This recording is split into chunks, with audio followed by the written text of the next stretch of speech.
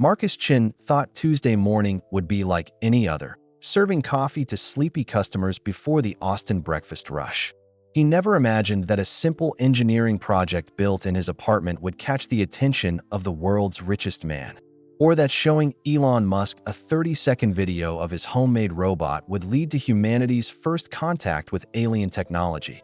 What started as a chance encounter over blueberry muffins would end with Marcus piloting spacecraft to Jupiter, discovering that humans aren't actually from Earth, and coordinating the planet's defense against an invasion fleet that destroys entire civilizations. But first, it all began with a quiet bell chiming above a cafe door, the old brass bell above. Maya's cafe door chimed softly as a tall man in a simple black t-shirt walked inside.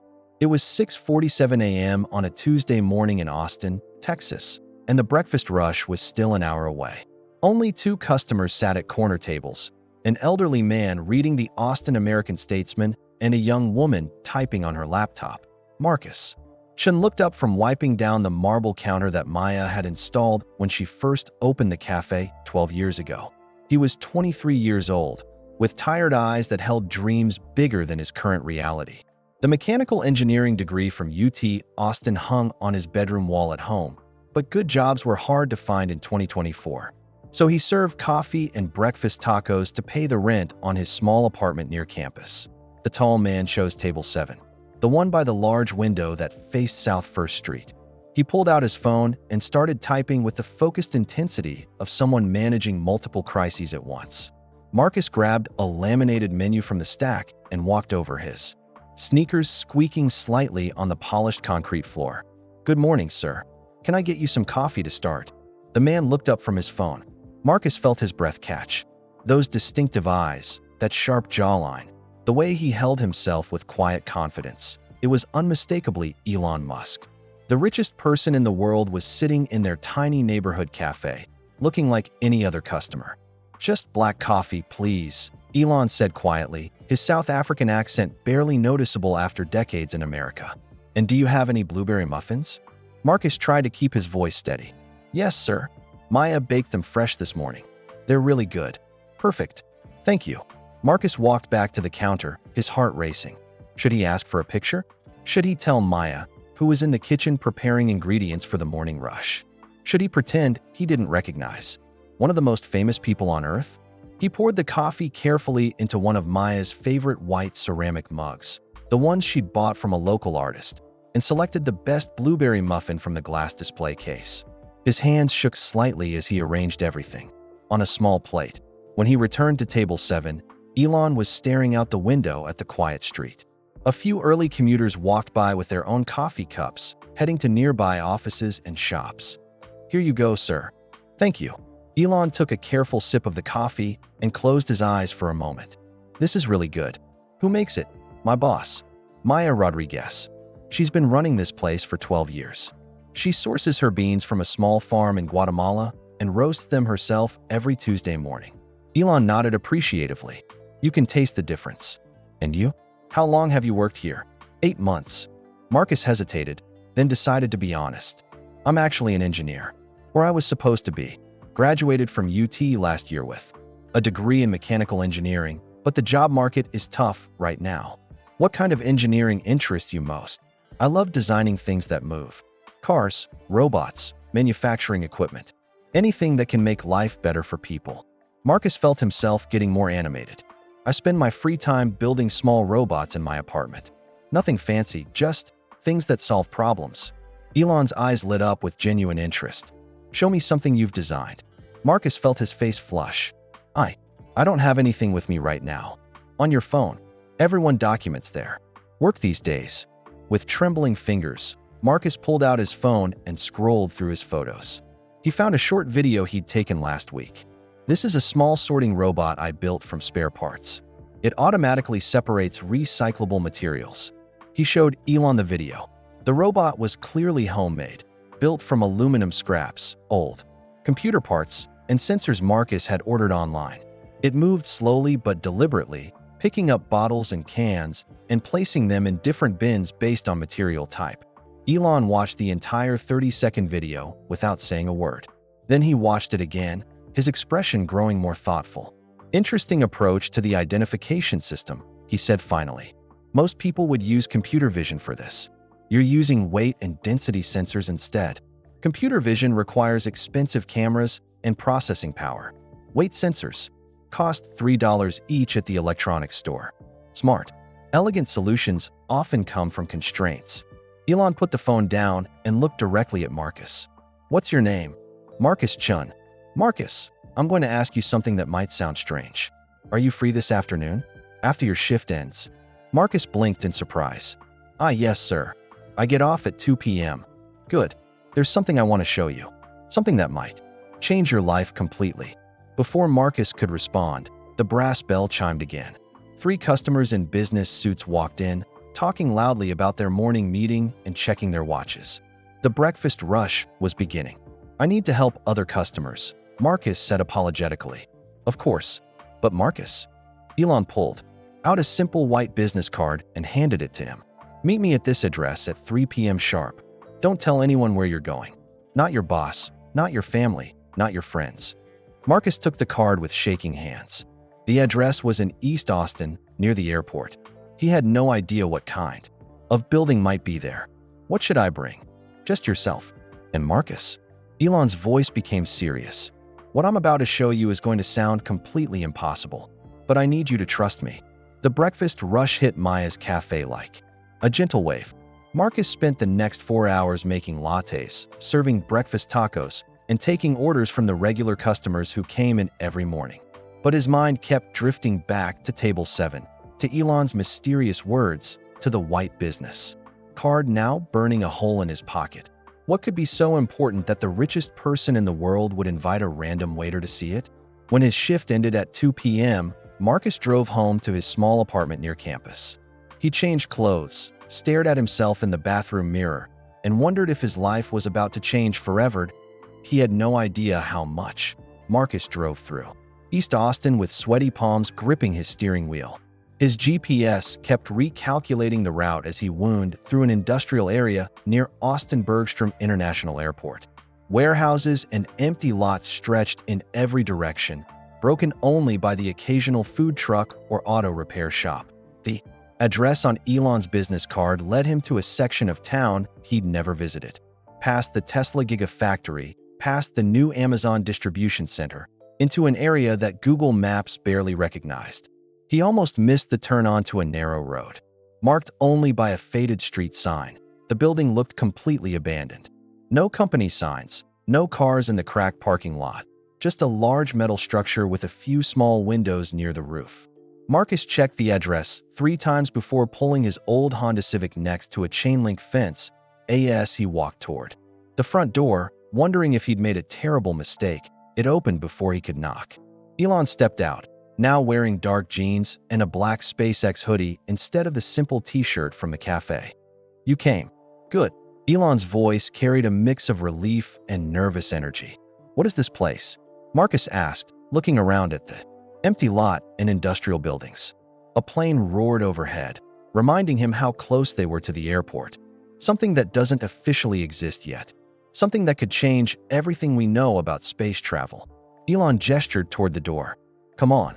You need to see this with your own eyes. They walked through a small lobby that looked like any office building.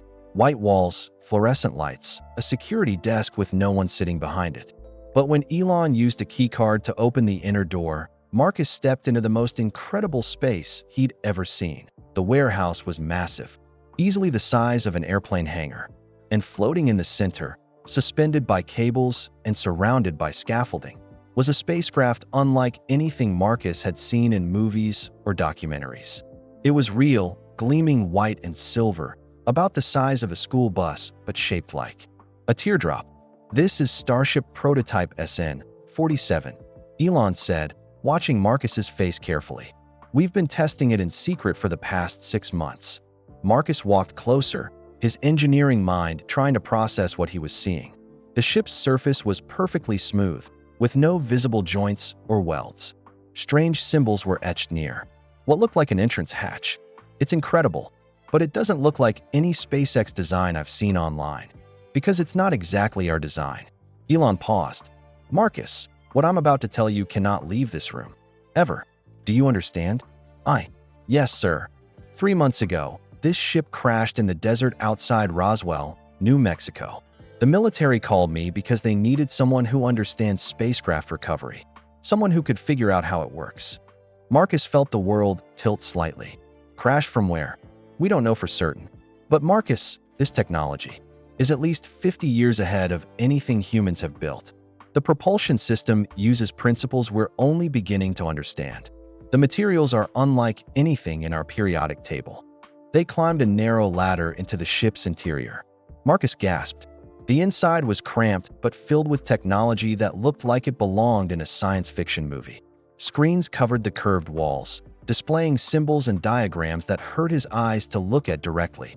The air smelled like ozone and something else, something clean and electric. The pilot didn't survive the crash, Elon continued quietly. But the ship's systems are still partially functional. That's our problem. He pointed to a large screen showing hundreds of numbers and strange graphs. The navigation system works perfectly in space.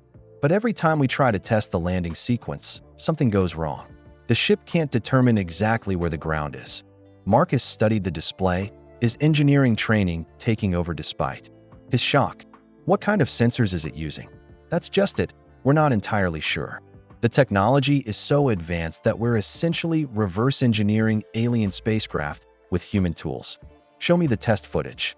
For the next hour, Elon showed Marcus video after video of failed landing attempts. Each time, the ship would descend smoothly until the final 50 feet, then suddenly wobble and crash into the desert sand. The pattern was always the same: perfect control, then complete confusion. The ship thinks the ground is closer than it really is, Marcus said after watching the footage carefully. Or maybe farther away. It's getting conflicting information. Exactly. Our best aerospace engineers have been working on this problem for months. We've consulted with NASA, MIT, even brought in specialists from Japan and Germany. Nothing works. Marcus was quiet for a long time, thinking about his recycling robot. In my apartment, I have a bathroom scale. When I step on it, it shows my weight. But if I step off and step back on quickly, it shows a different number for just a second. I don't follow. The scale needs time to calibrate. It has to adjust to my weight before it can give an accurate reading. What if this ship's sensors are doing the same thing? Elon's eyes widened. You think there's a calibration delay between different sensor systems? Maybe. Can you show me the raw sensor data from the landing attempts? They spent the next 2 hours diving into computer files filled with numbers, graphs, and technical readouts that made Marcus's head spin. But gradually, a pattern emerged. In every single landing attempt, the ship's various sensors gave different readings in the final seconds before impact. There, Marcus pointed at his laptop screen. Look at this data from the last test. The optical sensors say the ground is 30 feet away. The radar says 20 feet. The gravitational sensors say 40 feet. The ship's computer doesn't know which one to believe. So it panics and crashes. Exactly. It's like having 3 different people give you directions to the same place. You get confused and lost. Marcus thought about his recycling robot again. In my robot, I had a similar problem. The weight sensor and the optical camera both tried to identify bottles. So instead of making them compete, I made them work together. How? I programmed the weight sensor to be in charge when objects were very close. I programmed the camera to be in charge when objects were far away. Each sensor had its own job, and they stopped fighting each other. Elon stared at him in amazement. You're suggesting we assign different sensors to different altitude ranges. Why not? Use radar when you're high up because it works well over long distances. Use optical cameras when you're getting closer because they're good at seeing details. Use gravitational sensors when you're almost touching down because they can feel the pull of the ground. That's actually brilliant. We've been trying to make all the sensors work the same way at all times. But what if we make them work in sequence, like a relay race? They talked excitedly for another hour, sketching diagrams and testing Marcus's theory against the crash data. By 6 p.m., they had developed a complete plan for reprogramming the ship's landing system. Marcus, I need to ask you something important, Elon said as they prepared to leave the warehouse. This project is classified at the highest levels of government. If word gets out about what you've seen here, it could cause worldwide panic. I understand. Good. Because I want you to quit your job at Maya's cafe. I want you to work here full-time. Help us solve this landing problem and figure out how this technology really works.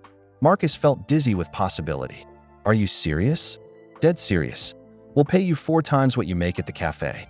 And Marcus, if we can make this ship land safely, you'll be part of the team that changes human civilization forever.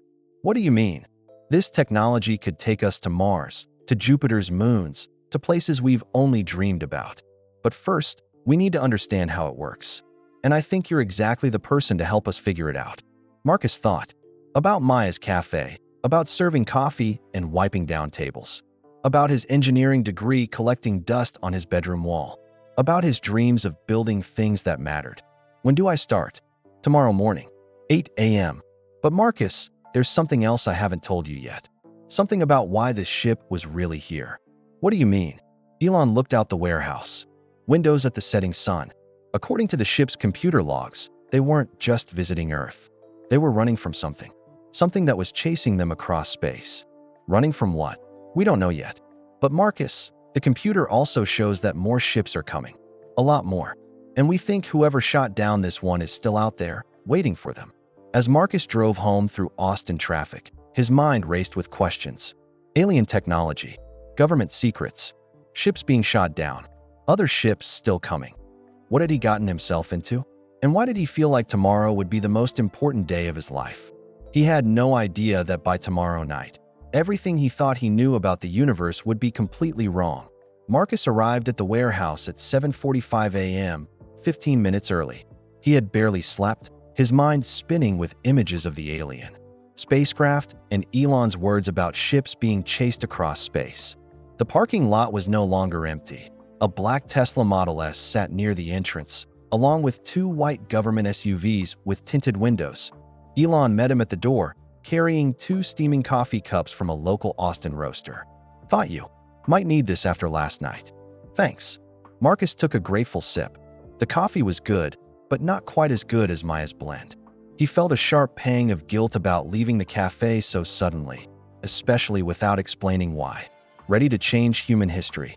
Elon asked with a grin that didn't quite hide his nervousness. They walked into the warehouse, and Marcus immediately noticed the changes.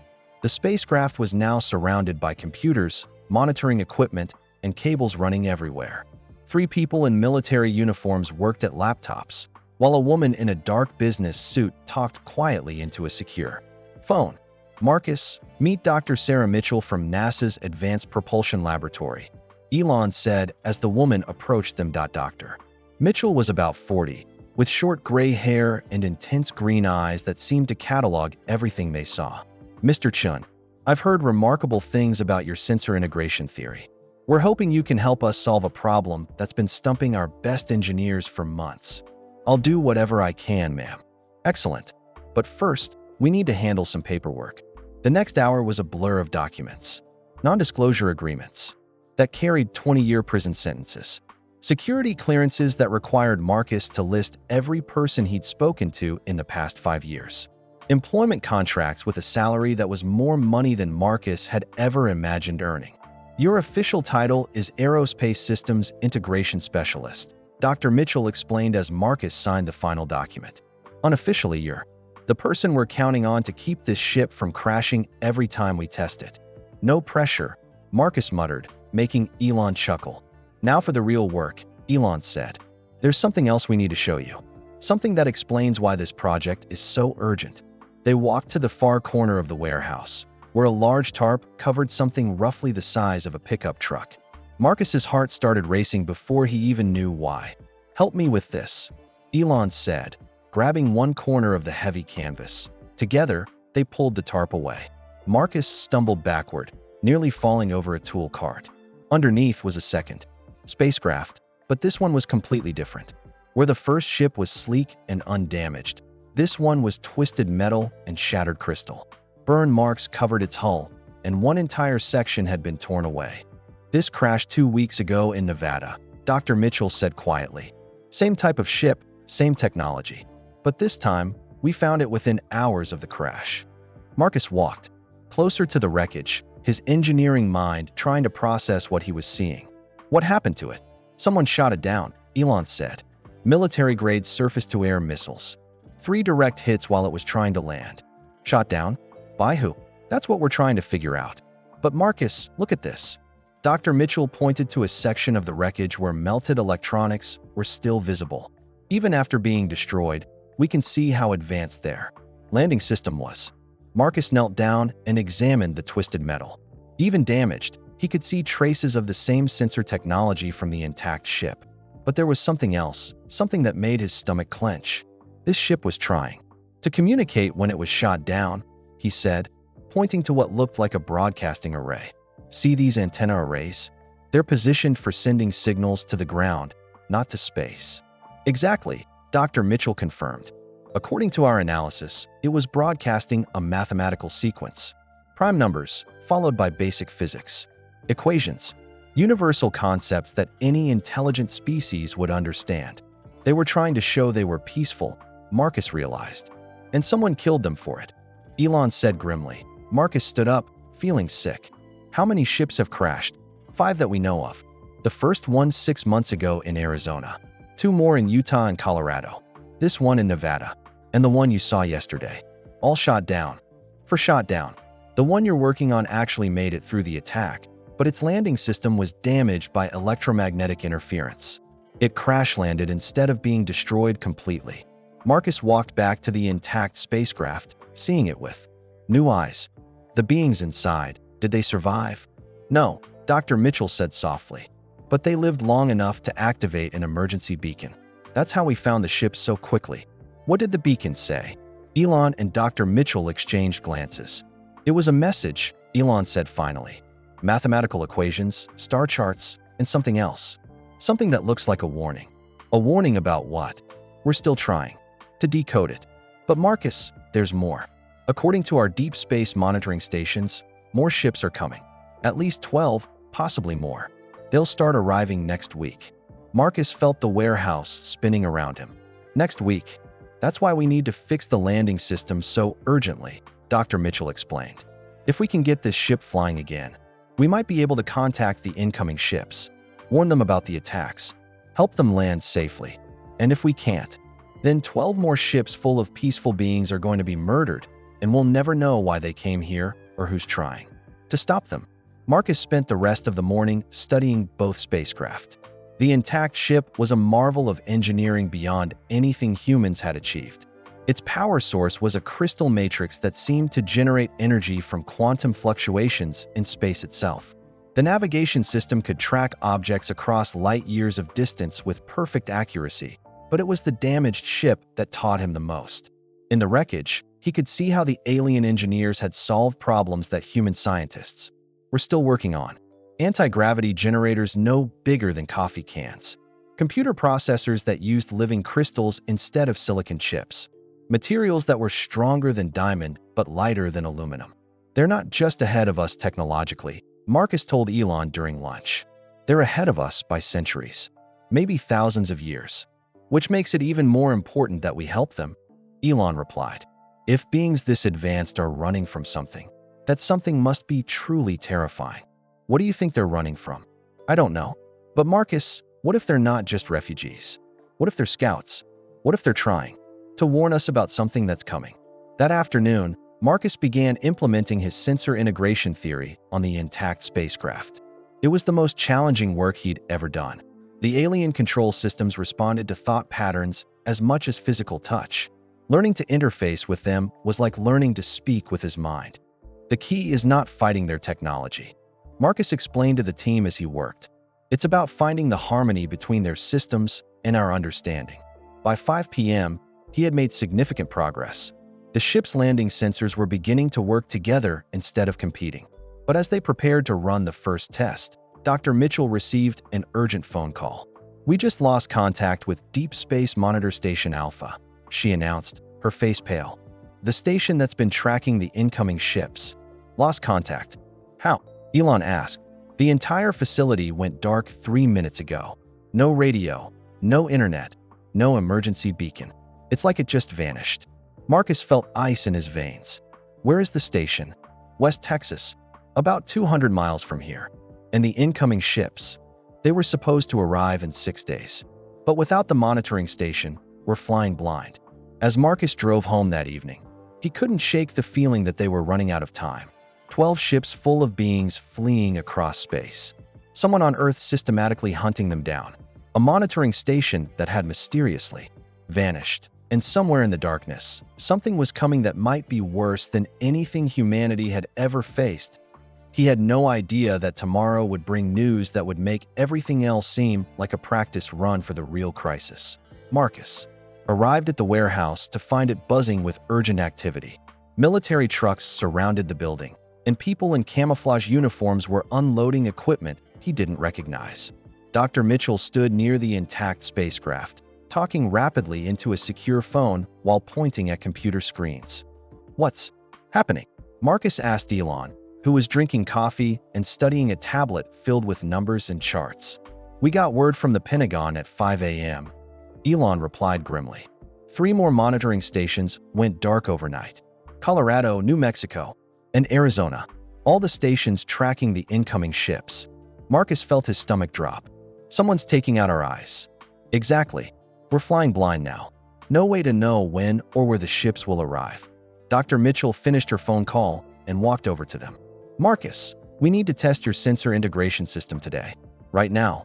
Is it ready?" "It has to be. We just received intelligence that suggests the first incoming ship could arrive as early as tonight." Marcus looked at the alien spacecraft, which had been moved to the center of the warehouse. Teams of technicians were installing his modified sensor system, connecting human-made computers to alien crystal matrices. It looked like a bizarre fusion of technologies from different worlds. "Are you sure this is safe?" Marcus asked. "Nothing about this situation is safe," Dr. Mitchell replied. "But if we don't test the landing system now, we might not get another chance." They spent the morning preparing for the test flight. Marcus worked directly with the alien control crystals, learning to communicate with systems that responded to thoughts and emotions as much as physical commands. It was like learning to speak a language that existed in his mind instead of his mouth. "The ship wants to fly," Marcus told the team as he calibrated the sensors. "I can feel it. It's been grounded for months, and it knows it should be in space." "Can you make it understand that we're trying to help?" Elon asked. "I think so. The navigation computer has been learning from our modifications. It's starting to trust human technology." At 2 p.m., they moved the spacecraft outside for the first time. Marcus had never seen it in daylight, and the sight took his breath away. The alien metal seemed to capture and reflect sunlight in ways that human materials couldn't. The ship looked like it was made of liquid silver and crystallized starlight. "Remember, this is just a landing test," Dr. Mitchell announced to the assembled team. "We're going to lift off, hover at 500 feet, and come back down. Marcus will pilot using the modified sensor system." Marcus climbed into the pilot's seat, which had been adjusted to fit human anatomy. The alien controls surrounded him like a cocoon of glowing crystals and flowing displays. When he placed his hands on the primary interface, the ship's consciousness seemed to merge with his own thoughts. "All systems showing green," reported a technician from the ground control station they had set up a quarter-mile away. "Beginning launch sequence." Marcus focused his mind on the concept of gentle upward movement. The ship responded immediately, lifting off the ground with no sound except a quiet humming that seemed to come from the crystals themselves. There were no engine flames, no exhaust, no vibration. The ship simply rose into the air as if gravity had stopped affecting it. "Incredible," Dr. Mitchell's voice crackled through the radio. "All telemetry looks perfect." "How does it feel, Marcus?" "Like flying in a dream," Marcus replied. "The ship knows exactly where it is and where it wants to go. The sensor integration is working perfectly." He guided the ship up to 500 feet and held it in a steady hover.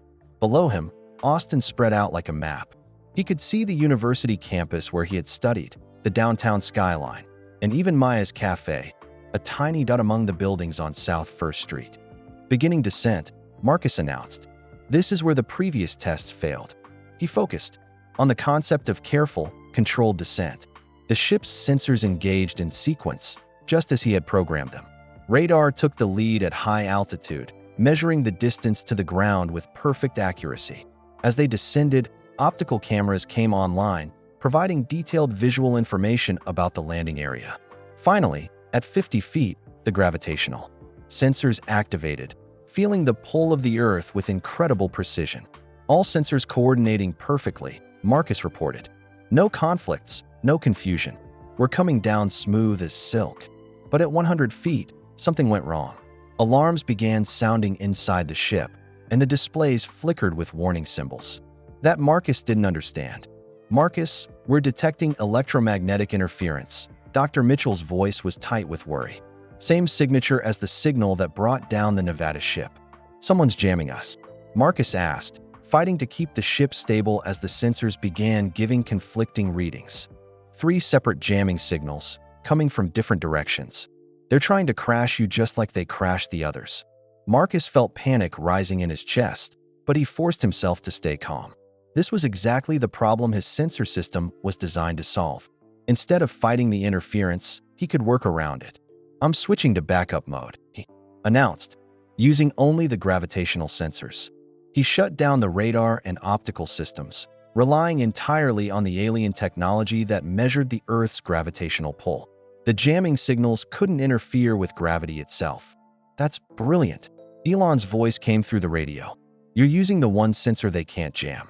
The ship descended smoothly, guided only by its ability to feel the mass of the planet. Below, at 20 feet, Marcus engaged the landing thrusters, not rocket engines, but something that pushed against space itself. The ship touched down with the gentleness of a feather landing on water. Perfect landing. Dr. Mitchell shouted over the radio. All systems nominal. Marcus, you just solved a problem that has stumped our best minds for months. But as Marcus climbed out of the ship, he noticed something troubling. Military vehicles were racing toward them from 3 different directions, and helicopters were approaching from the east. We need to get the ship back inside, Elon said urgently. Someone was definitely tracking our test flight. As they quickly moved the spacecraft back into the warehouse, Dr. Mitchell received another urgent phone call. Marcus watched her face go pale as she listened. What is it? Elon asked when she hung up. Satellite imagery shows unusual activity at military bases in 6 different countries: Russia, China, North Korea, Iran, Pakistan, and one we can't identify. They're all moving anti-aircraft systems toward locations where previous ships have crashed. They're coordinating, Marcus realized. It's not just one country shooting down the ships. It's a global effort. But why? Elon asked. Why would multiple governments work together to attack peaceful visitors? Dr. Mitchell pulled up a classified document on her tablet. Because of this, we decoded more of the warning message from the crashed ship. Marcus, the beings who sent these ships aren't just refugees. They're evacuees. What's the difference? Refugees run from war or persecution. Evacuees run from complete destruction. According to this message, their entire home system is about to be destroyed by something they call the Harvest Fleet. Marcus felt ice in his veins. Harvest Fleet, a group of ships that travels from star to star, strip mining entire worlds for resources and enslaving any intelligent life they find. The message says the Harvest Fleet destroyed 12 civilizations in the past century. And now they're coming here. The evacuee ships weren't just looking for a new home. They were trying to warn us. The Harvest Fleet follows refugee ships to find new targets. By coming to Earth, the evacuees accidentally led our destroyers right to us. Elon sat down heavily on a tool crate. How long do we have? According to the warning message, the Harvest Fleet travels slower than the evacuee ships. Maybe 6 months. Behind them, 6 months to prepare for an invasion by beings who destroy entire civilizations, Marcus said quietly. Now you understand why some governments are shooting down the evacuee ships, Dr. Mitchell explained. They think if they eliminate all evidence of alien contact, the Harvest Fleet won't know Earth exists. But that won't work, Marcus protested. If the evacuees already sent location data, exactly, we're going to be found whether we help the evacuees or not. The question is, do we face the Harvest Fleet alone, or do we face them with allies who know how to fight them? As the team worked late into the night, preparing for the arrival of more evacuee ships, Marcus couldn't stop thinking about Maya's cafe. About normal life, normal problems, normal days when the biggest worry was making. Sure, the coffee was hot and the muffins were fresh in 6 months. None of that might exist anymore. He had no idea that the next morning would bring proof that the Harvest fleet was moving much faster than anyone had calculated. Marcus's phone rang at 4:23 a.m., jolting him from the first deep sleep he'd managed in 3 days.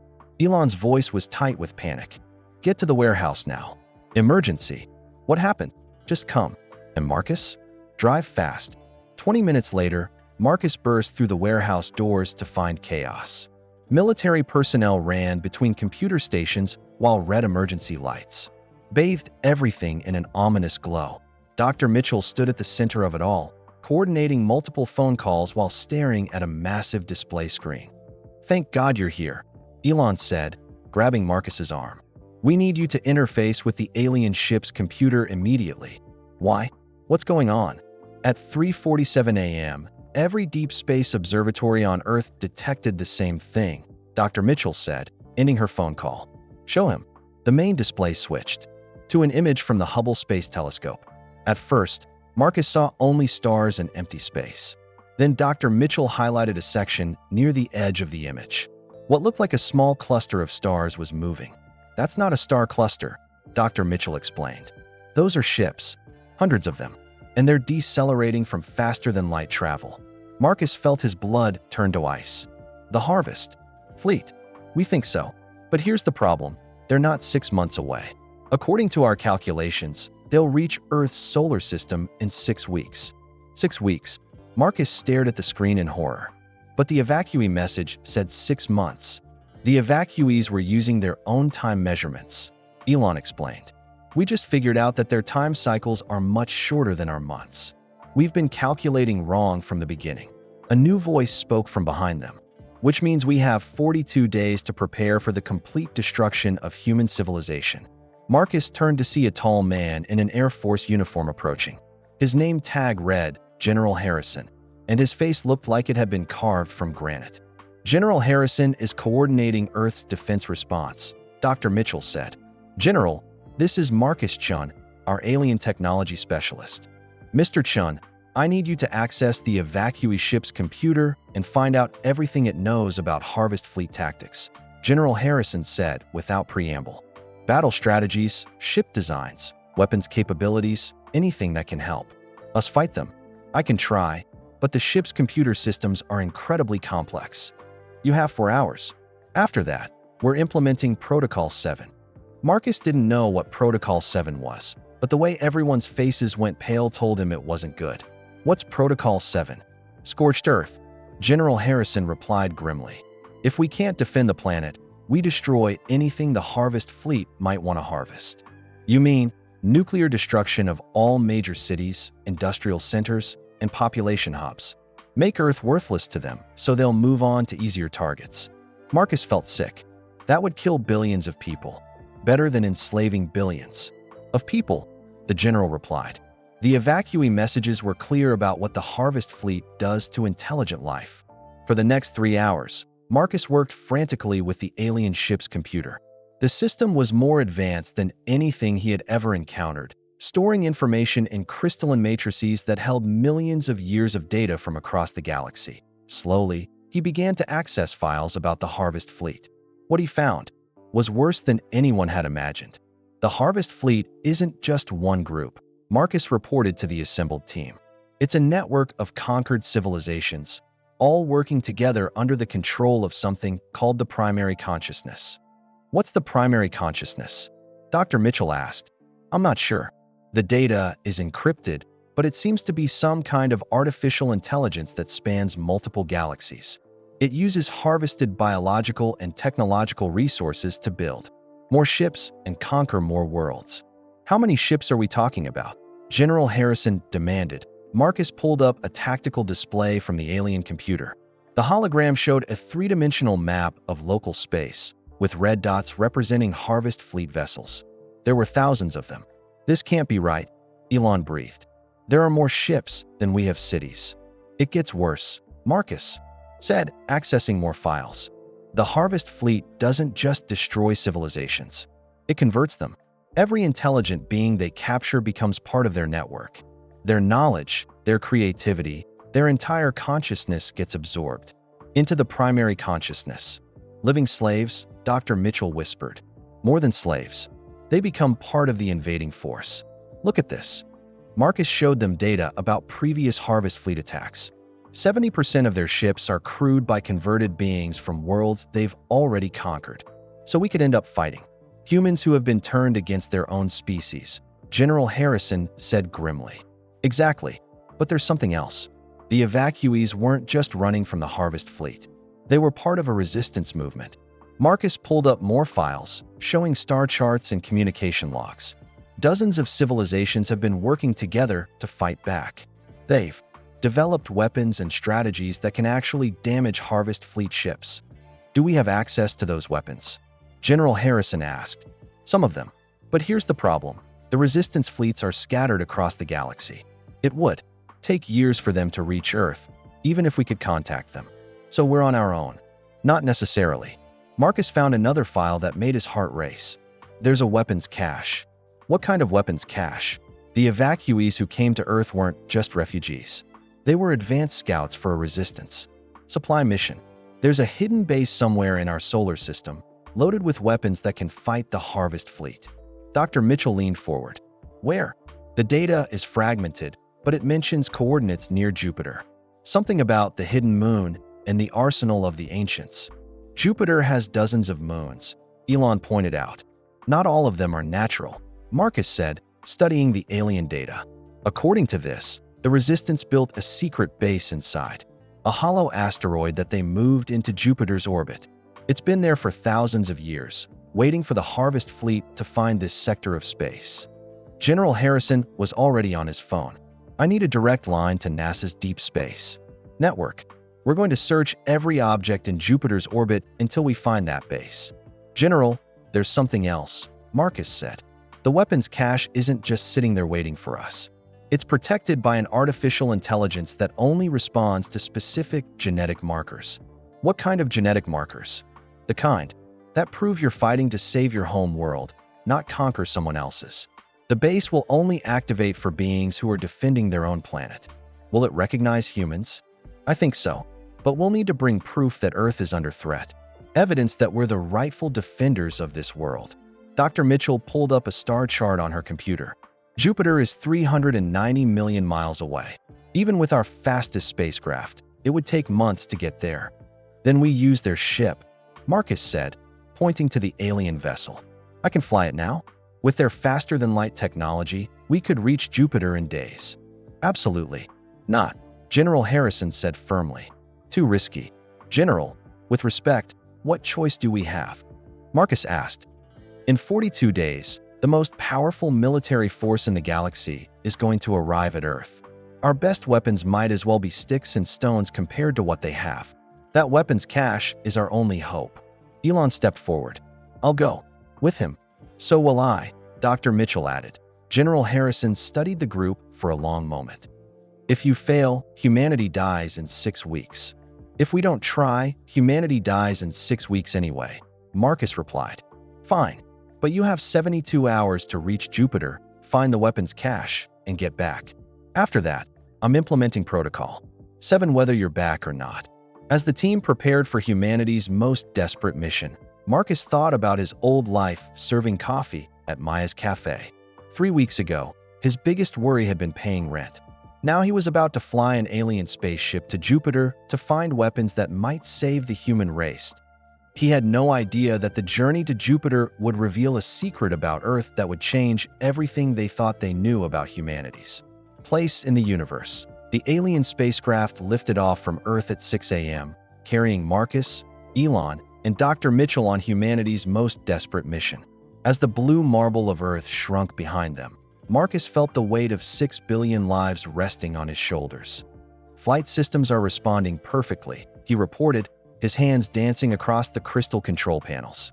We should reach Jupiter's orbit in 18 hours. Any word from the Resistance base?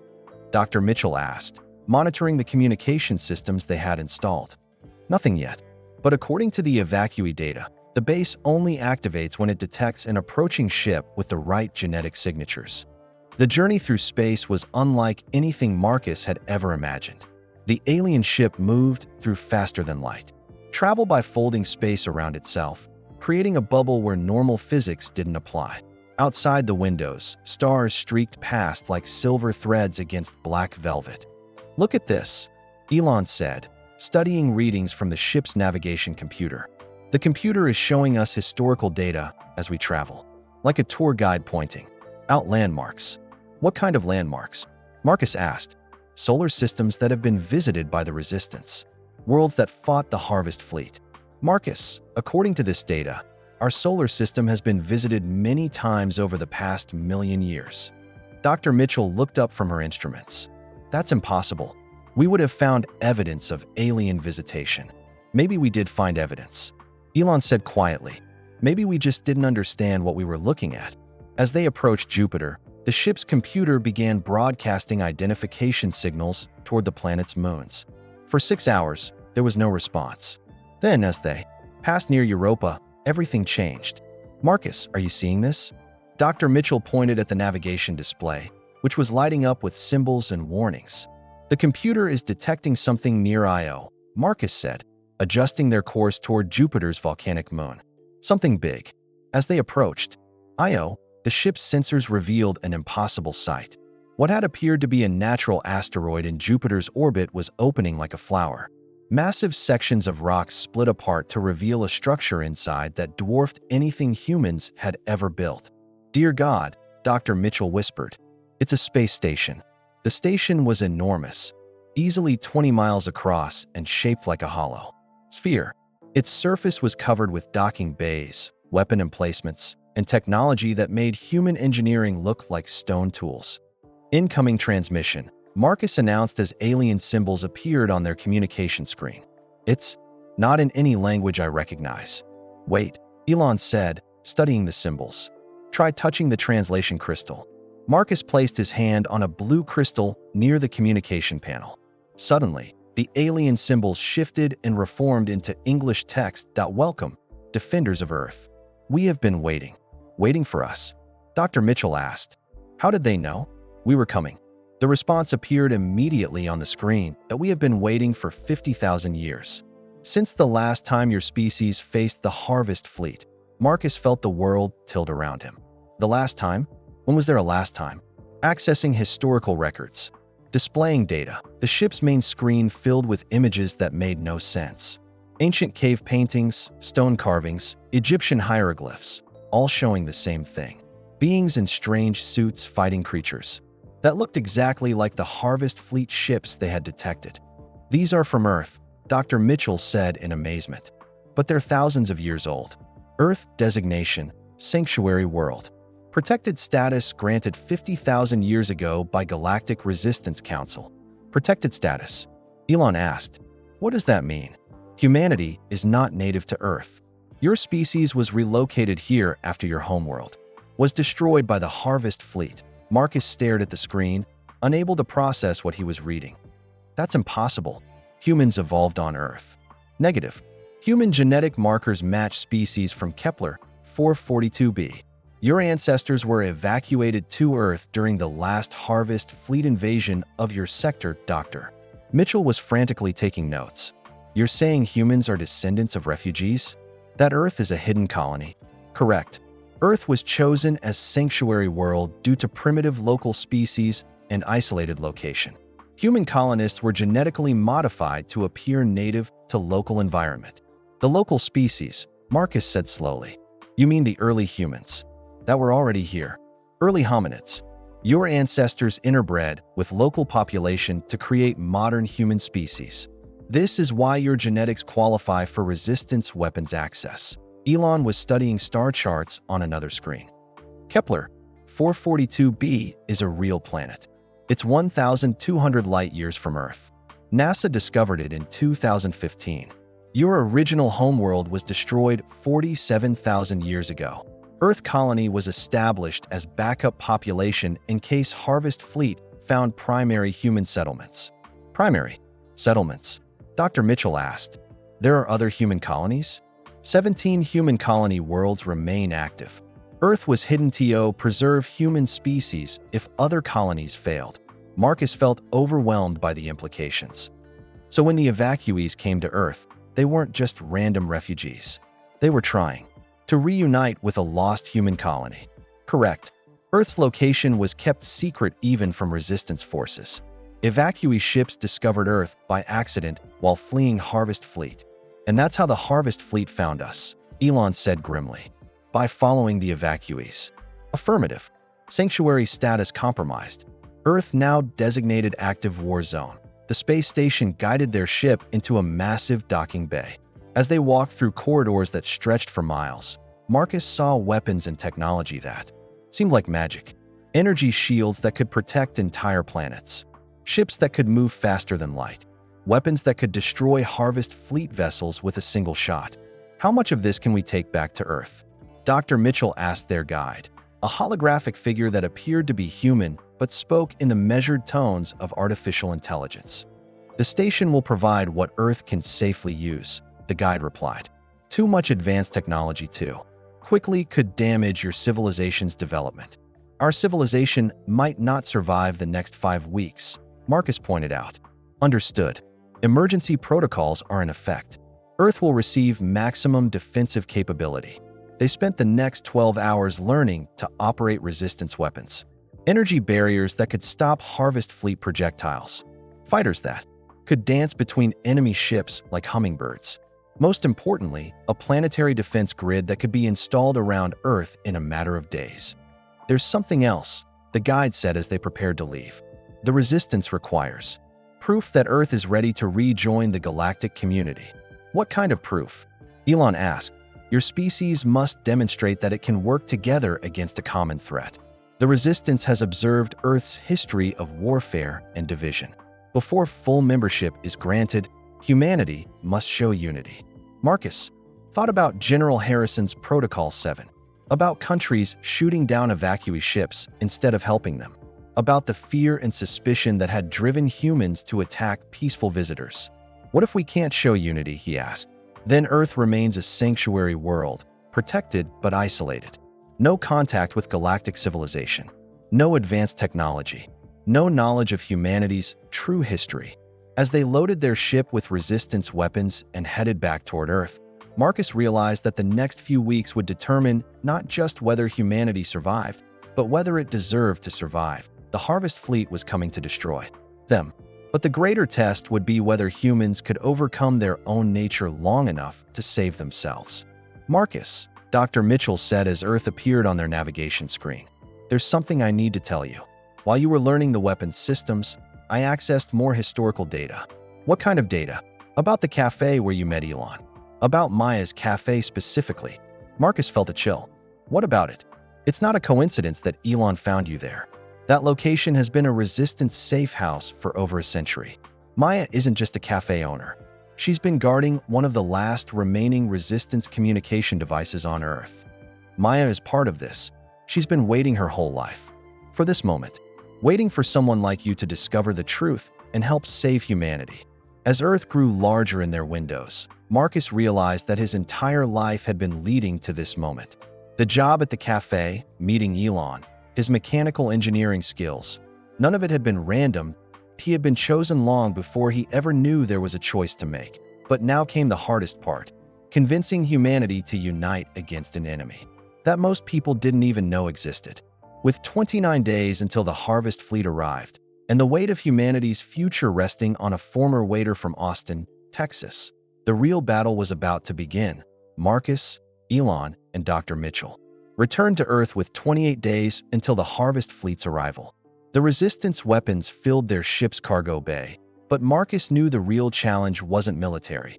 It was convincing a divided world to work together. General Harrison is waiting for us at the White House, Dr. Mitchell announced as they landed at the secret warehouse. Every world leader wants to see what we brought back. But when they arrived in Washington, Marcus found chaos instead of cooperation. The emergency meeting included presidents, prime ministers, and military leaders from dozens of countries, all arguing loudly in the Situation Room. The Chinese are refusing to share their anti-aircraft systems, General Harrison reported grimly. The Russians want control of all alien technology. Half the European Union thinks this is an American hoax. Sir, we don't have time for politics, Marcus said, placing a resistance energy weapon on the conference table. In 4 weeks, ships will arrive that can destroy our entire planet. President Chun of China stood up angrily. Why should we trust information from American-controlled alien sources? This could be elaborate deception to gain global military superiority. Because I've seen the Harvest Fleet ships with my own eyes, Marcus replied. And because the resistance base confirmed that 17 human colonies have already been destroyed by these invaders. Alleged human colonies, President Volkov. Russia interjected. Convenient story that makes Americans the saviors of Earth.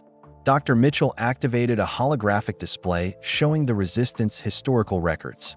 Images of ancient human civilizations, star maps, and documentation of the original evacuation to Earth filled the room. These records prove that every human on Earth is descended from refugees, she explained. We're all in this together because we're all the same species. But instead of uniting the room, the revelation created more division. If humans aren't native to Earth, then no nation has legitimate territorial claims, argued the British Prime Minister. This changes everything about international law. It changes nothing, President Martinez of Mexico declared. Our people have lived on this land for thousands of generations. That makes it ours regardless of ancient history.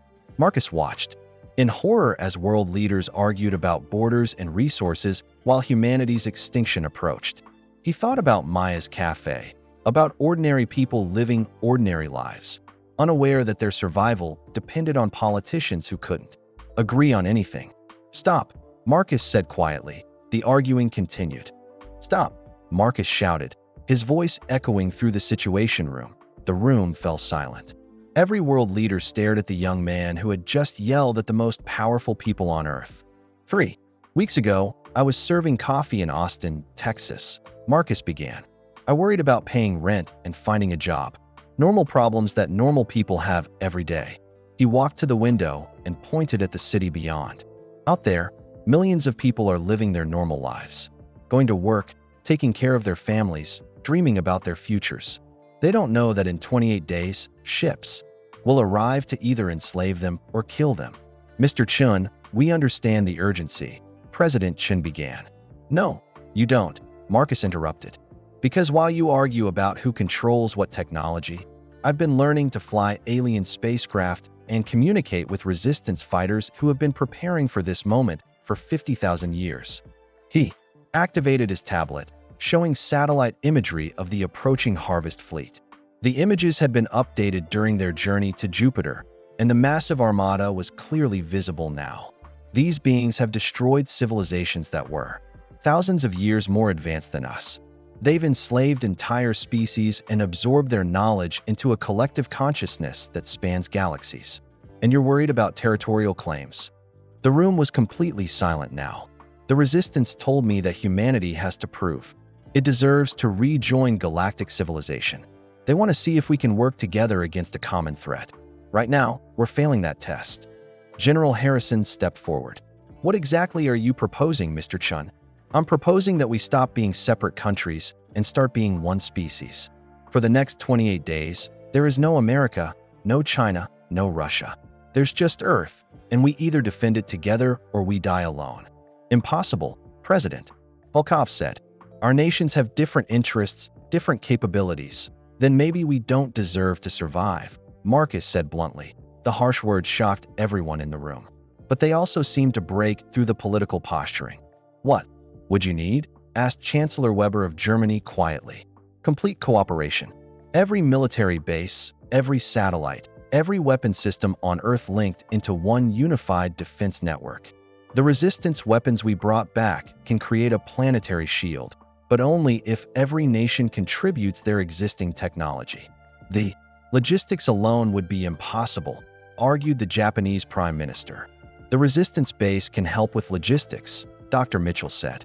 They've been planning this kind of operation for millennia, but they need total commitment from Earth's governments. President Williams of the United States leaned forward. What kind of commitment? Every nuclear weapon on Earth gets converted into the planetary defense system, Marcus explained. Every military satellite gets networked together. Every soldier, every pilot, every engineer works as part of one unified command structure.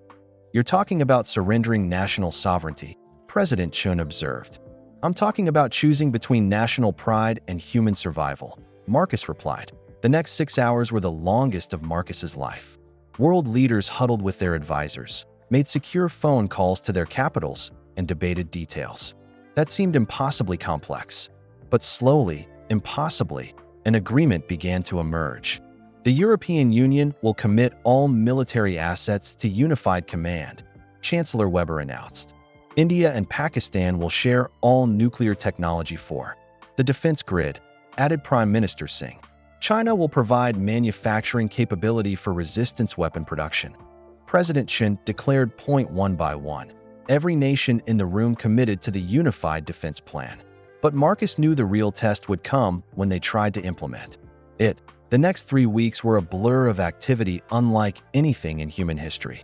Factories around the world retooled to manufacture resistance technology. Military bases that had been enemies for decades began sharing intelligence and coordinating operations. Scientists who had never been allowed to talk to each other suddenly found themselves working side by side. Marcus became the unofficial coordinator between human and resistance technology. He spent his days flying between installations, teaching human engineers how to interface with alien systems, and troubleshooting integration problems that no one had ever faced before.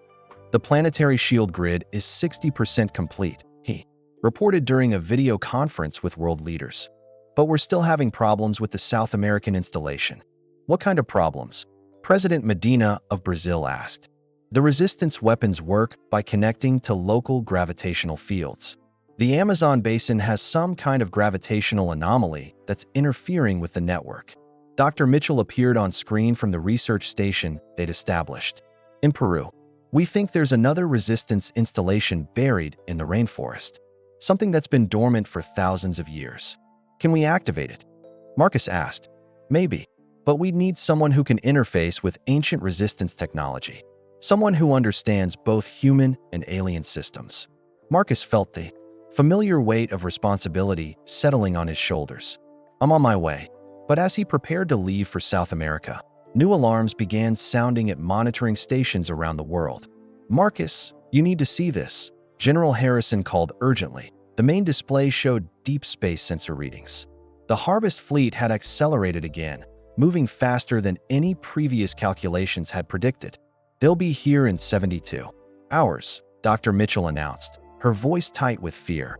Marcus stared at the display showing hundreds of massive ships approaching Earth. 72 hours to finish a planetary defense system that was supposed to take 3 weeks to complete. Can we do it? Elon asked. Marcus thought about Maya's cafe, about the ordinary people living ordinary lives who depended on him, about the resistance fighters who had waited 50,000 years for this moment, about the 17 human colonies that had already fallen to the Harvest fleet. We have to, he said simply, but as he prepared for humanity's final desperate gamble, Marcus couldn't shake the feeling that the Harvest fleet's early arrival wasn't a coincidence. Something had changed their timeline, and he had a terrible suspicion that the change was connected to Earth's awakening resistance installations. The enemy knew they were ready to fight back, and they were coming early to prevent it. Marcus stood in the heart of the Amazon rainforest, 60 feet underground in a chamber that had been hidden for 50,000 years. Ancient crystals lined the walls, pulsing with energy that made his skin tingle. Above him, the Harvest fleet was 12 hours away from Earth. The installation is massive, Dr. Mitchell's voice crackled through his radio from the surface. It extends for miles in every direction. This isn't just a weapons platform. It's the master control for Earth's entire defense grid. Marcus placed his hands on the central crystal array, feeling the vast network of resistance technology sleeping beneath his touch. I can sense the other installations around the world. They're all connected to this one. But something's wrong. What kind of wrong? Elon asked from the coordination center in Austin. The system is asking for authorization codes, ancient passwords that I don't have. Through the quantum communicator they had installed, General Harrison's voice was tight with stress. Marcus, we're detecting massive energy signatures from the approaching fleet. Whatever you're going to do, you need to do it in the next 6 hours. Marcus closed his eyes and let his consciousness merge with the alien systems, the way he had learned during the flight to Jupiter. Immediately, He was overwhelmed by information flowing through crystalline networks that spanned the globe. The ancient installation wasn't just a weapon. It was a computer system designed to coordinate the defense of entire planets. And it had been waiting for 50,000 years for someone with the right genetic markers to activate it. "I'm getting something," Marcus announced. "The system recognizes human DNA, but it needs proof that we're worthy of the defense network." "What kind of proof?" Dr. Mitchell asked. "It wants to see that humanity has overcome its divisions, that we're fighting as one species instead of separate tribes." Through the network, Marcus could sense the planetary defense installations around the world. The European grid powered by converted nuclear weapons. The Asian network linking satellites from 6 different countries. The American installations sharing technology with former enemies. But it wasn't enough. The ancient system could detect every argument, every moment of hesitation, every trace of national rivalry that still existed among Earth's defenders. "We're still failing the test," Marcus reported grimly. "The system can sense that world leaders are cooperating, but not trusting. There's too much fear and suspicion." "What does it need to see?" General Harrison demanded. Marcus probed deeper into the system's requirements. What he found made his heart race. It needs to see one moment of perfect unity. One decision where every human on Earth chooses the same thing at the same time. "That's impossible." President Chin's voice came through the global communication network. 6 billion people can't all agree on anything.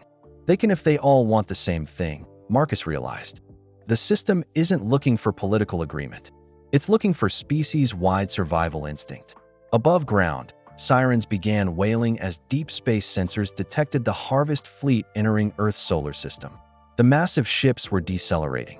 From faster-than-light travel, their dark hulls blotting out stars as they approached. "All installations report ready," Dr. Mitchell announced. "Planetary shield generators are online, fighter squadrons are launched, orbital defense platforms are armed. But the master control is still locked," Marcus said. "Without the ancient installation, our defenses are just separate pieces.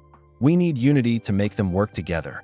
Through news networks around the world, every television, radio, and internet connection carried the same message. In 6 hours, ships would arrive to destroy or enslave humanity. Earth's only hope was a defense system that required every person on the planet to choose survival over fear. Marcus watched through the global communication grid as the message spread. In refugee camps and luxury mansions, in hospitals and schools, in cities and remote villages, humans stopped their daily routines and looked up at the sky. For the first time in recorded history, every person on Earth was thinking about the same thing at the same time. "I'm detecting a change," Marcus announced. "The installation is responding to something." Through the crystal network, he could feel it happening. Fear transforming into determination. Doubt becoming resolve. 6 billion people making the same choice to survive. "Now," Marcus whispered and activated the master control. The response was immediate and overwhelming. Every resistance installation on Earth came online simultaneously, their energy signatures visible from space as brilliant points of light. The planetary defense grid snapped into perfect coordination, creating a shield of energy that surrounded the entire planet. "Marcus, you did it," Elon shouted over the radio. "All systems are showing green across the board." But Marcus barely heard him. Through the crystal network, he was experiencing something impossible. The consciousness of the ancient system was awakening, and it was showing him the truth about the Harvest fleet. "Oh God," he breathed. "I understand now." "Understand what?" Dr. Mitchell asked. "The Harvest fleet isn't just coming to conquer us. They're coming to collect us." "What's the difference?" "We're not just any species to them. We're their missing piece. The human colonies they destroyed, they didn't kill everyone. They absorbed their consciousness into the primary consciousness. And now they want Earth's 6 billion humans to complete their collection." "Collection of what?" "Human creativity and innovation. The thing that makes us different from every other species they've conquered. The ability to find simple solutions to complex problems." Through the global network, Marcus could see the Harvest fleet ships entering Earth's atmosphere. Hundreds of massive vessels, each one carrying thousands of converted beings from destroyed civilizations. "They're not trying to destroy us," Marcus realized. They're trying to preserve us as slaves. The first wave of Harvest Fleet fighters struck Earth's shield grid at maximum speed. Energy beams that could vaporize mountains splashed harmlessly against barriers powered by human unity and ancient resistance technology. Planetary defenses holding, General Harrison reported. All installations showing optimal performance. But Marcus could see through the network that this was just the beginning. The Harvest Fleet wasn't attacking with full force yet. They were testing the defenses, looking for weaknesses. They're learning our patterns, he announced. The primary consciousness is analyzing every shot we fire, every shield we raise. It's adapting. How long until they break through? President Williams asked. At this rate? 6 hours. Maybe less. Through the crystal network, Marcus felt something else. A presence vast and ancient, reaching out from the Harvest Fleet command ship. The primary consciousness was trying to communicate directly with him. Human coordinator. You have impressive capabilities. The voice filled Marcus's mind with terrible clarity that your species will make excellent additions to our collective. Your innovation combined with our efficiency will perfect the universe. You mean destroy the universe? Marcus replied through the network. Destruction is inefficient. We preserve useful traits from each species we assimilate. Humans will contribute creativity and problem-solving to our growing perfection. What about our freedom? Our choice? Freedom is chaos. Choice is inefficiency. The collective provides purpose and unity. Marcus felt the primary consciousness pressing against his mind, trying to show him visions of converted humans working happily as part of a vast galactic machine. But he also felt something else, fear. The primary consciousness was afraid of something. Something about Earth's defense that it hadn't expected. You're scared, Marcus realized. You've never faced a planet where every person chose to fight back at the same time. Irrelevant. Resistance is temporary. Assimilation is inevitable. But Marcus could feel the truth through the network. The primary consciousness had conquered thousands of worlds, but always by dividing them first, turning species against themselves, making them fight each other instead of the invaders. Earth was different. For the first time in galactic history, an entire planet had chosen unity over division. You can't assimilate us, Marcus said with growing confidence. Not while we're united. The resistance network isn't just a weapon. It's a shield for human consciousness itself. Temporary unity. Humans will fragment. They always do. Maybe. But right now, in this moment, 6 billion people are thinking the same thought. And that thought is, no. Through the global network, Marcus could feel it happening. The collective determination of humanity was feeding power into the resistance systems faster than the ancient engineers had ever imagined possible. The planetary shield was growing stronger, not weaker.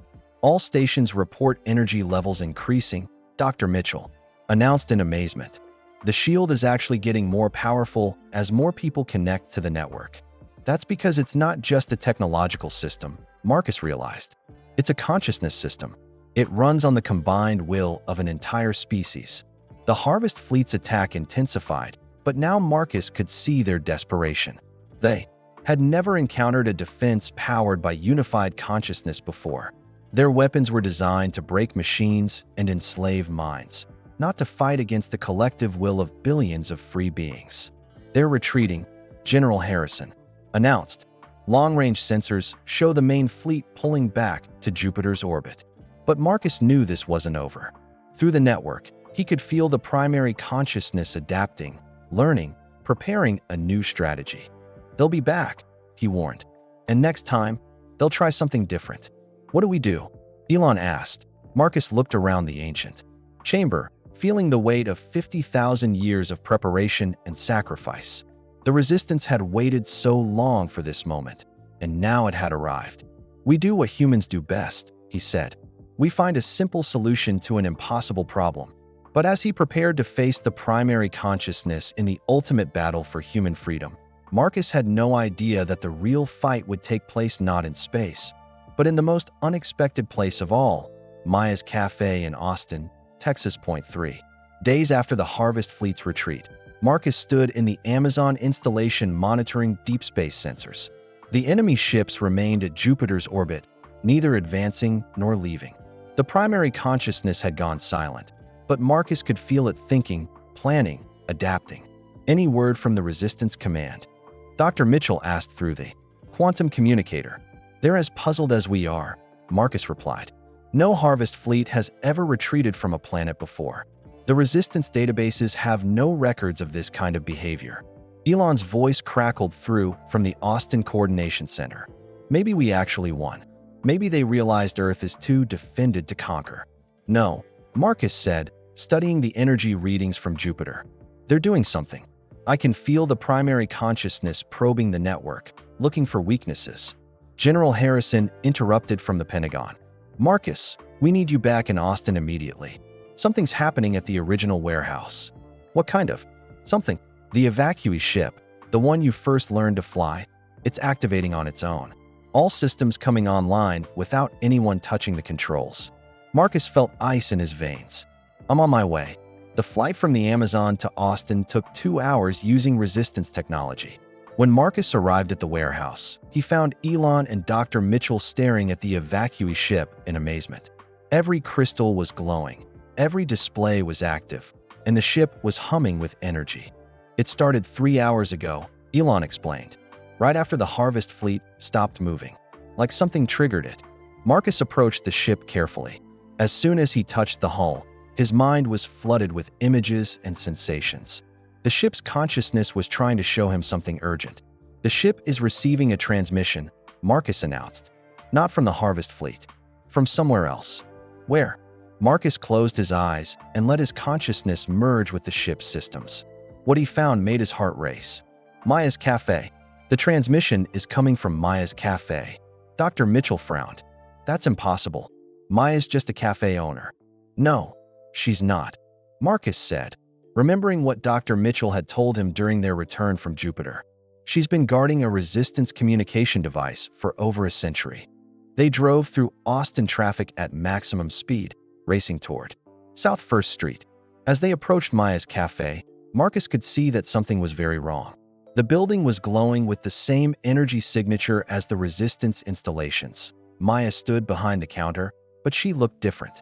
Her eyes held depths that seemed to span galaxies. And when she smiled at Marcus, he felt like she was seeing not just him, but his entire timeline from birth to this moment. Hello, Marcus, she said in a voice that carried harmonics no human throat could produce. We've been waiting for you. I am Maya Rodriguez, cafe owner and guardian. I am also Navigation Consciousness 7 of the Resistance fleet. I have been both for 137 years. Marcus stared at the woman who had made his coffee every morning for 8 months. You're an artificial intelligence. I am a hybrid consciousness, part Resistance AI, part human memory patterns from the original Maya Rodriguez, who died in 1924. The Resistance needed guardians who could blend seamlessly into human society while maintaining deep cover for centuries. Elon and Dr. Mitchell entered the cafe, their instruments detecting energy levels that should have been impossible for a small building to contain. Maya, what's happening? Dr. Mitchell asked. Why is the Harvest fleet waiting at Jupiter instead of attacking? Maya touched a hidden panel behind the espresso machine. The entire cafe transformed. Walls shifted aside to reveal a chamber filled with Resistance technology that dwarfed even the Amazon installation. Crystalline computers stretched underground, for miles, connected to networks that span the galaxy. Because the primary consciousness has discovered something that terrifies it, Maya explained. Earth is not just a hidden human colony. It is the Resistance command center for this entire sector of the galaxy. Command center? Marcus asked. For 50,000 years, the Resistance has been fighting the Harvest fleet across hundreds of star systems. Earth was chosen not just as a sanctuary for humans, but as the secret headquarters for coordinating the entire war effort. Maya activated a holographic display that filled the transformed cafe. It showed a three-dimensional map of local space with Resistance networks, connecting thousands of star systems. Every Resistance cell, every hidden base, every secret weapon cache in this sector is controlled from this location. The computers beneath Austin have been coordinating the liberation of enslaved worlds for millennia. But why keep it secret? From us? Elon asked. If Earth was the Resistance headquarters, why didn't they tell humanity? Because humans needed to develop naturally, Maya explained. A species that knows it's being protected and guided never learns to protect and guide itself. The resistance needed to see if humanity could overcome its divisions and fight as one when faced with extinction. Marcus understood. It was a test. The whole thing was a test. The ultimate test. Could a young species, knowing nothing about galactic war, unite quickly enough to defend itself against the most powerful force in the universe? And we passed. Magnificently. No species in galactic history has achieved planetary unity as quickly as humanity did. Most worlds take centuries to overcome their tribal divisions. You did it in 3 weeks. Dr. Mitchell was studying the Resistance computers.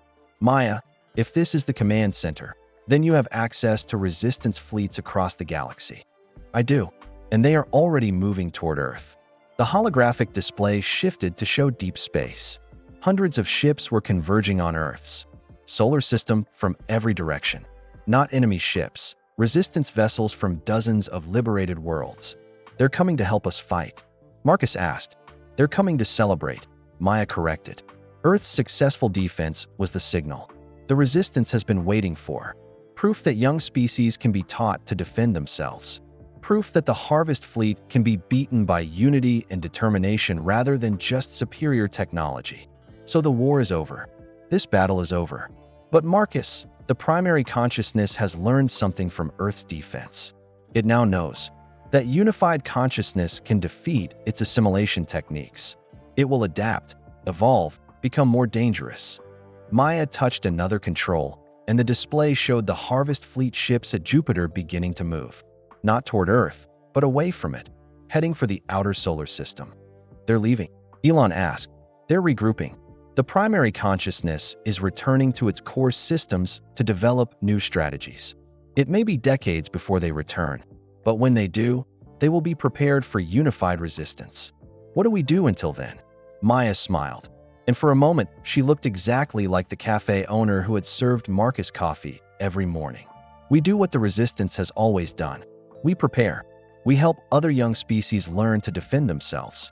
We build networks of cooperation and unity that span the galaxy.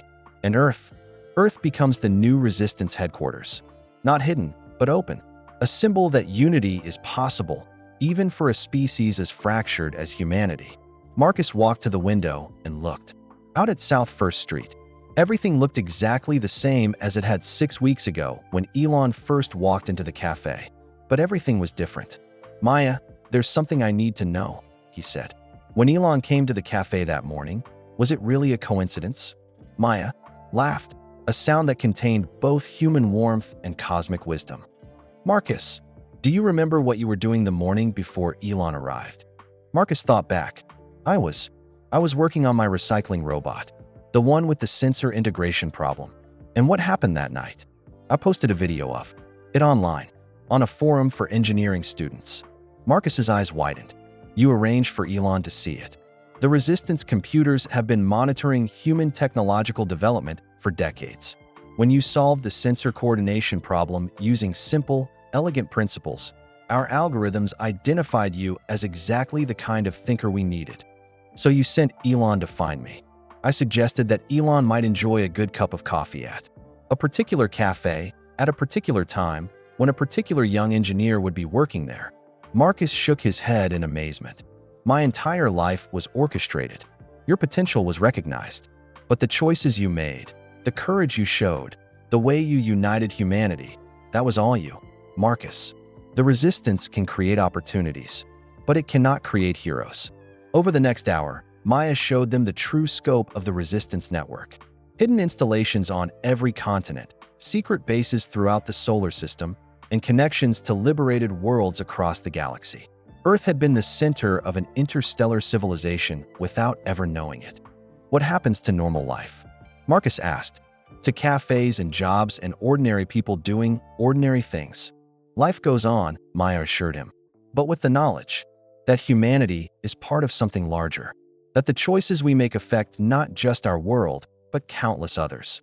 As the Resistance fleet arrived in Earth's orbit, Marcus stood in the transformed cafe and thought about the journey that had brought him here, from serving coffee to flying alien spacecraft. From worrying about rent to coordinating planetary defense. From being alone to representing an entire species. Maya, I have one more question, he said. Ask it. The coffee you make here, is it really that good? Or was that part of your cover too? Maya grinned and walked to the espresso machine. Marcus, I may be a hybrid consciousness with access to galactic databases, but I'm still Maya Rodriguez from Austin, Texas. And I make the best coffee in the city. She handed him a cup of her perfect blend, and Marcus tasted something he had almost forgotten in the chaos of recent weeks. Normalcy, simplicity, the comfort of a well-made cup of coffee shared with a friend. So what happens now? Elon asked. Marcus looked around the cafe that had been secretly coordinating galactic resistance for over a century. At the woman who was both human and artificial intelligence. At the friends who had helped save humanity. At the ordinary place where extraordinary things had begun. Now we get back to work, he said simply. There are other species out there who need to learn what we learned. Other worlds that need to discover their own unity. He took another sip of Maya's perfect coffee and smiled. But first, I think I'd like to finish my shift. After all, I still work here. Maya laughed and handed him an apron. Table 7 just sat down. I think they're going to need some coffee. Marcus looked at Table 7, the same table where Elon had sat 6 weeks ago. A young woman sat there now, reading something on her tablet that looked suspiciously like engineering schematics. He grabbed a menu and walked over, ready to change another life forever. Marcus approached Table 7 with the same nervous energy he had felt 6 weeks ago when serving Elon. The young woman looked up from her tablet, and Marcus immediately noticed her eyes, bright, curious, and filled with the same restless intelligence he had once seen in his own mirror. Good morning, Marcus said, setting down the menu. Can I get you some coffee to start? Please. Black coffee. She had a slight accent he couldn't place, maybe Eastern European. And I heard you have amazing blueberry muffins? Marcus smiled. Fresh this morning. Maya makes the best in Austin. As he walked back to the counter, Maya caught his eye and nodded toward the young woman. Her name is Zara Petrov, Maya said quietly. Aerospace engineering student at UT. She posted a video online yesterday that caught our attention. What kind of video? She built a small spacecraft in her garage, using scrap metal and electronics from old computers. It can't actually fly, but the design principles are remarkable. Marcus poured the coffee and selected the best muffin from the display case. Let me guess. She solved a problem that NASA engineers have been working on for years. She figured out how to create artificial gravity using rotating magnetic fields. Her prototype generates about 1/10 Earth gravity in a space the size of a phone booth. Using what power source? Old car batteries and solar panels from the hardware store. Marcus shook his head in amazement. 6 weeks ago, he would have been intimidated by meeting someone so brilliant. Now he understood that brilliance came in many forms, and the most important kind was the ability to find simple solutions to impossible problems. He returned to Table 7 with Zara's order. Here you go. And Zara, that's an interesting project you're working on. She looked surprised. How did you know about that? Let's just say that creative engineers get noticed around here. Mind if I take a look? Zara showed him the video on her tablet. Her makeshift spacecraft looked like something from a science fiction movie built in someone's backyard, which, Marcus realized, was exactly what it was. The gravity generator is fascinating, Marcus said. Most people would try to solve this problem with expensive materials and complex computers. You used magnets and timing. Expensive doesn't always mean better, Zara replied. Sometimes the best solution is the one that actually works with what you have. Marcus felt a familiar thrill. This was exactly the kind of thinking that had helped save Earth. Zara, can I ask you something that might sound strange? Are you free this afternoon? Ah, yes. My classes don't start until Monday. What? There's something I'd like to show you. Something that might change your life. Zara studied his face carefully. You're serious, aren't you? Completely serious. But first, let me introduce you to Maya. Maya approached their table with a fresh pot of coffee and that knowing smile Marcus had come to recognize. Zara Petrov, aerospace engineering, originally from Prague, moved to Austin 2 years ago to study advanced propulsion systems. How do you know all that? Zara asked, looking between Marcus and Maya. Because we've been looking for people like you, Maya explained. People who think differently.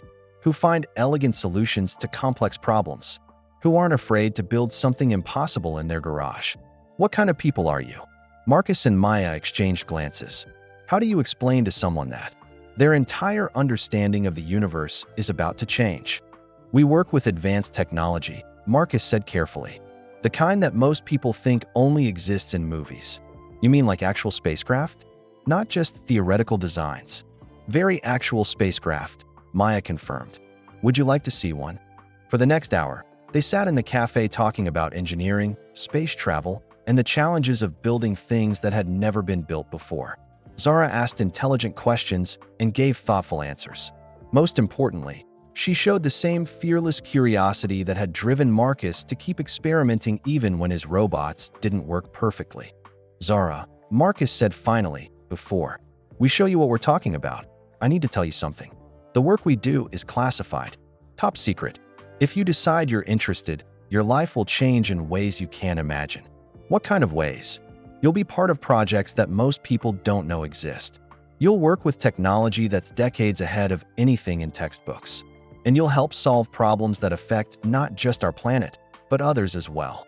Zara set down her coffee cup with shaking hands. Other planets. Humanity isn't alone in the universe, Maya said gently. And we've recently learned that we have responsibilities beyond Earth. Are you talking about aliens? We're talking about neighbors, Marcus corrected. Neighbors who need help. And neighbors who might need protection from threats they don't even know exist yet. They spent the rest of the morning explaining carefully, gradually, letting Zara absorb each revelation before moving to the next. Her reactions reminded Marcus of his own journey 6 weeks ago. Disbelief, wonder, fear, and finally determination. So, you're saying that humans are part of some kind of galactic community? Zara asked as they prepared to leave the cafe. A community that helps young species learn to defend themselves, Maya confirmed. And we think you could be an important part of that work. They drove to the warehouse that had become the public face of Earth's resistance operations. The alien spacecraft sat in the center of the space, no longer hidden but proudly displayed as humanity's first step into a larger universe. Zara stared at the ship with the same awe Marcus had felt during his first visit. It's real. Want to see inside? Marcus asked. As they climbed into the spacecraft, Marcus explained how the controls worked, how the navigation systems functioned, and how he had learned to pilot ships that responded to thoughts as much as physical commands. The Resistance needs engineers who can bridge the gap between human and alien technology, he explained. People who can take advanced concepts and make them work with materials and methods we can actually produce. Like making artificial gravity with car batteries, Zara said, understanding immediately. Exactly like that. They spent the afternoon testing Zara's aptitude for alien technology. Like Marcus, she showed an intuitive understanding of systems that operated on principles human science was only beginning to discover. There's a resistance base on Europa, Marcus explained as they concluded the tests. They're working on new, defensive technologies for worlds that don't have advanced militaries. They need someone who understands both human engineering and alien physics. Europa? As in Jupiter's moon. The same Europa. The trip takes about 4 days with this ship's faster-than-light drive. Zara looked around the spacecraft's interior, her eyes bright with possibility. When would I leave? That depends. Are you interested? Are you kidding? 6 hours ago, I was worried about passing my thermodynamics final. Now you're offering me a chance to work on Jupiter's moon with alien technology. Marcus laughed. I know the feeling. 6 weeks ago, I was worried about rent money. Now I coordinate defense systems for multiple star systems. And you started by serving coffee. Best job training I ever had. You learn a lot about people by paying attention to what they need. As they prepared to return to the cafe, Zara asked the question Marcus had been expecting. Why me? There must be thousands of engineers with better credentials. Because you built a gravity generator in your garage with car batteries, Marcus replied. Because when faced with an impossible problem, you didn't give up or ask for more resources. You found a way to make it work with what you had. That's what this job is really about, isn't it? Making impossible things work with whatever you can find. That's what being human is about, Marcus corrected. Finding simple solutions to impossible problems. It's what makes us valuable to the Resistance. And it's what makes us worth protecting. As they drove back through Austin, Marcus thought about how much his life had changed since that morning when Elon walked into Maya's cafe. He had discovered that he was part of something larger than himself, something that spanned galaxies and connected species across the universe. But the most important thing he had learned was simpler, that extraordinary things happened when ordinary people decided to help each other. Tomorrow, Zara would begin her training for the Europa mission. Next week, another young engineer would probably sit at table 7. The work would continue, one cup of coffee and one changed life at a time, because that's how you save the universe, not with grand gestures or massive weapons, but with simple kindness and the willingness to help someone discover their potential. Marcus Chun, former waiter and current coordinator of Galactic Defense Operations, smiled as he thought about his next shift at Maya's cafe.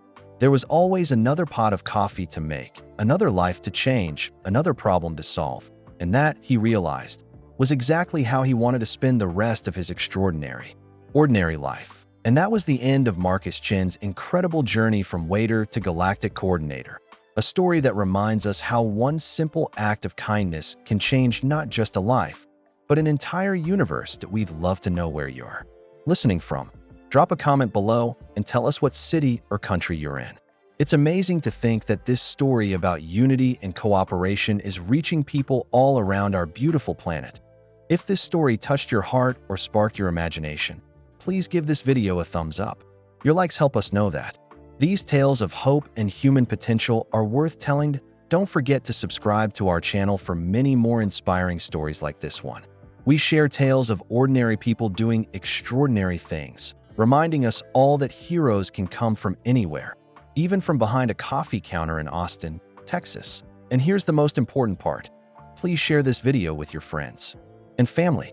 In a world that sometimes feels divided, stories like Marcus's remind us of our shared humanity and infinite potential.